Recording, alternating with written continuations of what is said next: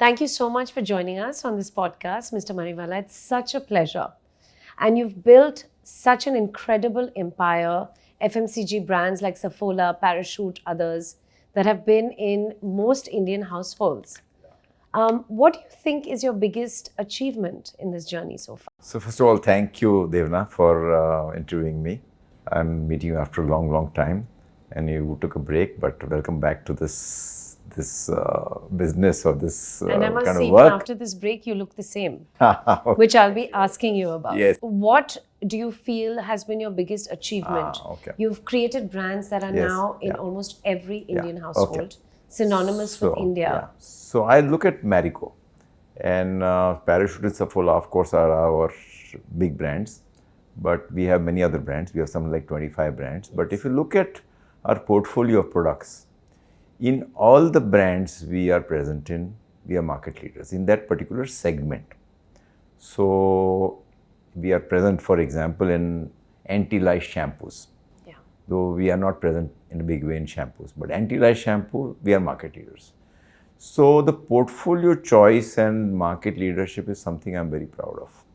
Because if you're a market leader in your segment, it gives you tremendous pricing power, it gives you economies of scale, and your profitability also is much higher compared to somebody else who has a lower market share. So each of our brands, we are clear market leaders, and most of them dominant market leaders, which means we are beyond 50% market share. And that helps a lot in terms of the business being very strong and not so vulnerable to competitive threats. You had to convince your elders in the family to sort of take Marico in a different direction and to build the way you have built. Yes. Now, many have taken over family businesses, but not many have built what you have built. Now, what did you do differently, you think, from peers of that generation and sort of give or take 5 years? See, I think the time I started in India, there was license Raj. Yeah. And most of my friends who were from family businesses, they used to spend a lot of time in Delhi getting a license. Yeah. For me, it was not possible because I was not cut out to get a license and grease somebody's palms or entertain people. So in a way, the business I'm in required fundamentally to work with the consumer. So the consumer focus has helped a lot, and building brands, and more importantly, building the organization structure, which is professional, which is high quality, which has very high degree of governance.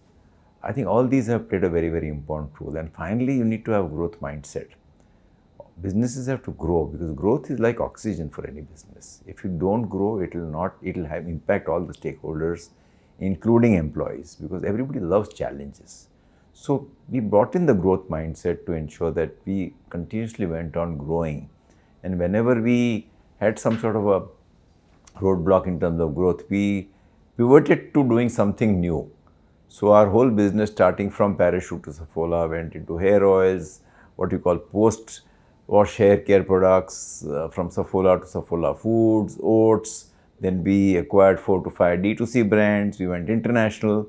So there is a continuous desire to grow in your core business and also to transform yourself. And I think that's what makes business so exciting, and it makes growth happen.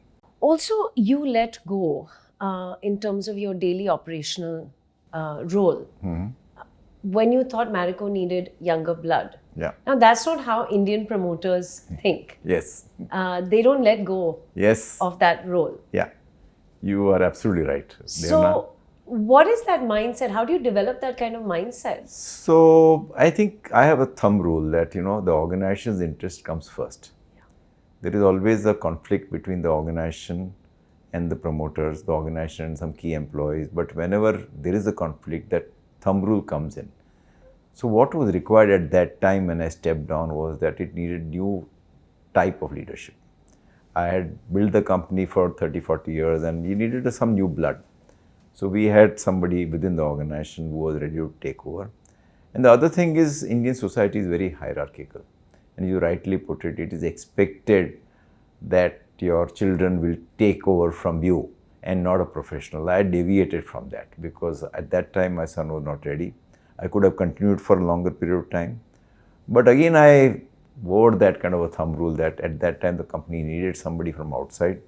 The business had become big, it had become complex, and we needed somebody experienced.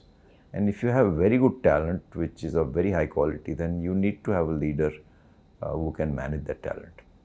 So I think from that angle it worked. I delegated. It was a tough thing for me to do. I was not sure what will I do with my time. But luckily things have panned out in such a way that I have been quite busy. I have done a lot of things which I never thought I would be able to do.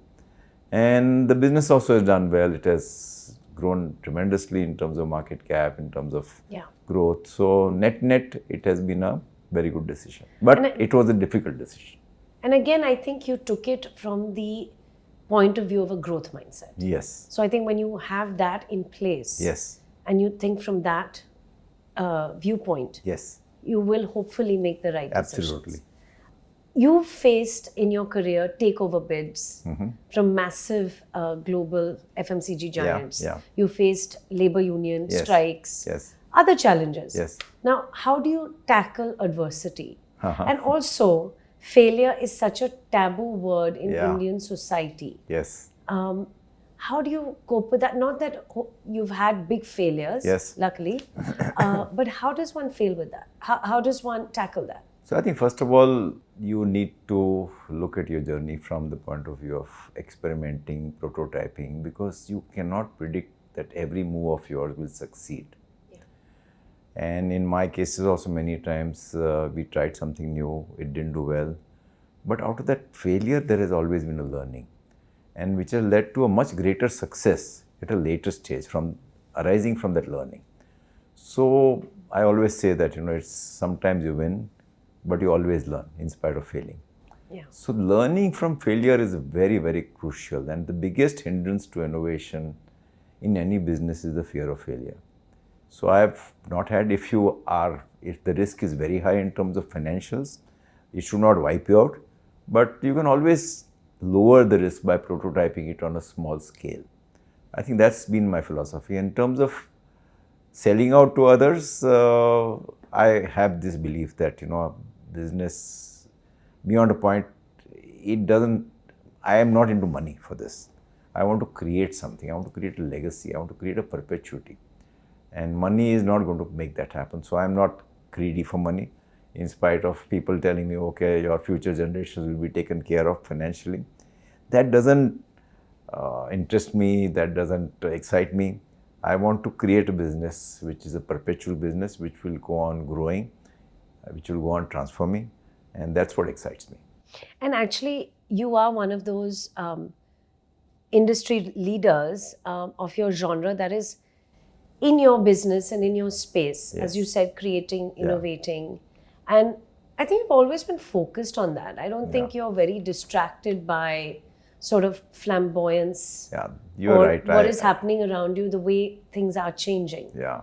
So I believe in simplicity, simplicity in terms of lifestyle, simplicity in terms of doing things. Yeah. So from that point of view, I'm not the so-called page 3 earlier. There was page 3 in Times of India. Yeah. But I don't party like many others. But my lifestyle is simple. I stay in one just flat.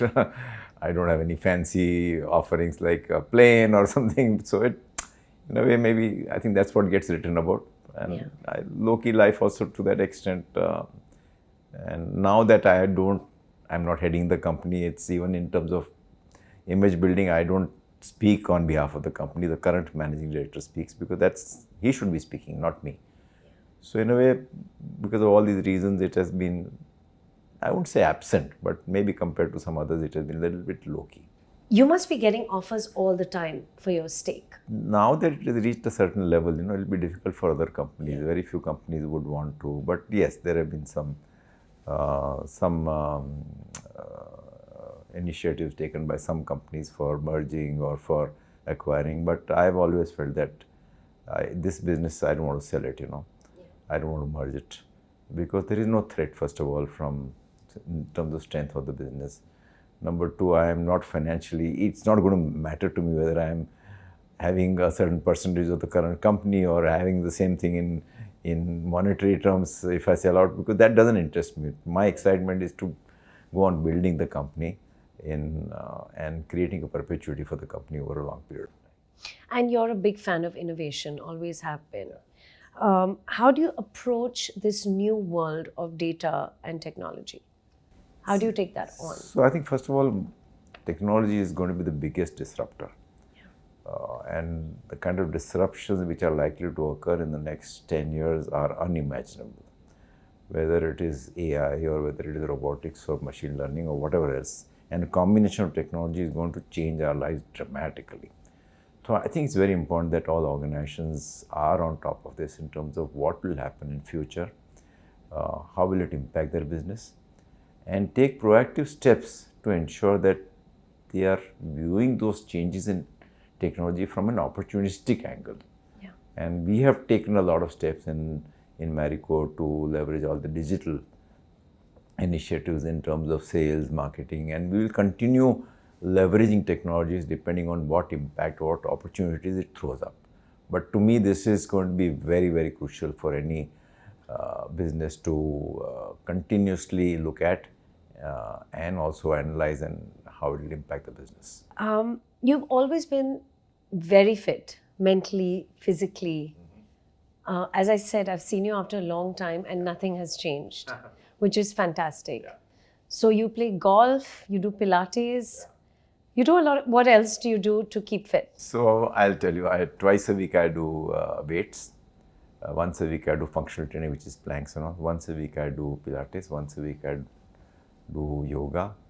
In addition to that, I do some cardio. We have an aquacentric in Bombay, which is recovery from injuries through water, which is at Worli, and we are expanding in that. And then I play golf 3 times a week. So I have to be fit. You may call it whatever. I may be mad, but I go overboard on terms of fit. I don't rest a single day. Wow. But every day is a different variety. They say you should give rest to your body once a week, but I don't know why. I just feel guilty to take that rest. So even if I'm traveling, I'll walk at the airport for 2 hours internationally between the 2 flights and things like that. But I have to exercise. It's like having a shower or shaving. For me, you have to do it every day, and it's gone into my mind that if I don't exercise, I will not be able to fall asleep. I understand that. But do you think that has helped you mentally as well? Absolutely. I think there is a deeper connection between, exercising and the benefits of exercising and mental health. So I surely believe that it has definitely helped me. And it's holding But I've also started stead doing as now you breathing age. for last few months. So I do pranayams. I do breathing for 15-20 minutes every day. Amazing. Yeah. And this would really help you as you sort of go across the decade of your Hopefully. 70s and into your 80s. Of course it will. Hopefully. That's what the plan is. And in fact, you were saying that you, earlier when we were chatting, you said that there's an expert who has evaluated your age in terms of your health parameters. Yeah, I'm heavily into health, So whenever somebody says I can help you in this or I do this, then I try and work with that person. So there's one person who is a longevity expert. So he analyzes all your parameters physically through blood, diet, and then ultimately comes to a prediction. So my actual age is 15 years lower than, my biological age is 15% lower than the actual age, which is very good. That's fantastic. But that's not surprising given your I don't know. schedule of exercise and everything that you do. Yeah. Are you spiritual as a person? As I walked in, I did see some writings I would and say that scriptures outside I don't the follow a reception. spiritual guru, but I have read a lot of books. Yeah. And I strongly believe in spiritualism. I believe in karma. I believe in doing the right things, be fair, integrity. To me, these are very, very crucial things. Yeah. And I have a very strong belief in doing the good things, the right things in life. And I think that's always been upheld as a core value at Marico as well. Yes. Your children have taken their But I'm not religious, Yes. I don't go to temples. And people say that I believe in a God, but formless God. You don't need to go to a temple to pray, and you do the right things, and that's how, you should, the God has sent you here for doing the right things, including making a difference to others. If you do that, then you don't need to go and pray, But I am a little bit of, shall I say, a maverick as far as that is concerned. You've always been a maverick on so many things. In fact, what I'm asking you next is also what we mentioned earlier. is that your children have taken their own path career-wise, which again for an Indian family, I mean, it is happening more and more, where there is a sort of a break between ownership and management of a company. But I think you've really taken a bold step with this. And was it something you discussed? Was it your son's decision, your daughter's decision? Was it your decision? How did that pan out? I would say it was my decision, and I had to tell them that this is my decision. Yeah. I involved them, but that expectation was there. So in a way, I again wore that hat for organizational interest. But looking back, it has been a very good thing to happen, because... Do they feel it's a good thing? Yeah, because, that pushed my son to start his own business, which is done exceedingly well. Yes. And now he can claim his right to fame is to say that, okay, I have now created this and it's my baby, and it is his baby truly. I spent some time with him, but he calls all the shots, and he's pioneered that business, which has done exceedingly well. How does that affect succession and legacy? Earlier it was a promoter managed company, and now it's become a strategic investor driven company, wherein currently I am the chairman and my son is on the board. So he plays a role beyond just being on board in terms of interacting with the management team. I spend about 20% of my time on Marico with the MD and his team, and he also is a part of that. Right. So it's a matter of time he has to take over from me, and so he would play that role. But I mean, his claim to fame is what he's created in Sharp Ventures. Yeah. What message would you give to young aspiring people coming out of college and otherwise who want to build a career? I mean, it's an extremely competitive world now, and it's a very different world to when you started a business. So I think one is career. What exactly you want to do, one doesn't know. Yeah. And I think all of us are born with some God-given gifts. But many of us don't know what are the gifts. And it's a blind eye. And my first advice always has been to sit down with those whom you know, your family, your friends, and have some sort of brainstorming session for 1 or 2 hours. What are your strengths? And what are the areas requiring improvement? All of us have strengths, and all of us have areas to improve upon. Yeah. And the key thing is to leverage on your strengths rather than trying to improve your weaknesses. So choose your career based on what strengths you have. You may be very good in music, then better to tailor make it to that. The other is go on trying. Every time a person tries something, that's not the ultimate destination. Many a time they say you should have a clear vision in terms of what is your career, but most of the time that vision evolves over a period of time, depending on where you start from. And then you start from something, you pivot to something else, you don't like something, you go to something else. At some stage, in the first 5 or 10 years, you will start making up your mind that this is something which you want to pursue it over a longer period of time, whether it's a business or whether it's a profession or whether it is a job. But I think let it evolve, I'm saying. First start identifying strengths and then start experimenting. If you don't have financial pressure, you can experiment a little bit more.